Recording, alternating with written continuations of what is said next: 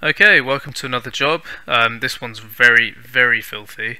As you can see, there's a lot of black spot here, absolutely coating this Indian sandstone, and there's a lot of algae over there.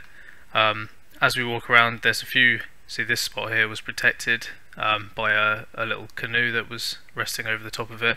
But yeah, the black spot is very bad. The customer did actually have a go with the Karcher. We've got nice drainage today. This area is really dirty, but as you can see over there, the customers had a go with the Karcher, but it's still extremely ingrained with black spot, you know, various kinds of dirt. But this is the issue with Karchers. You can attack something with high pressure, but it won't remove any of the algae, lichen, or, well, it might remove the algae, but not the lichen and black spot. This is the grime line. You can see the difference. It's reasonable, but we're going to get this looking absolutely brand new.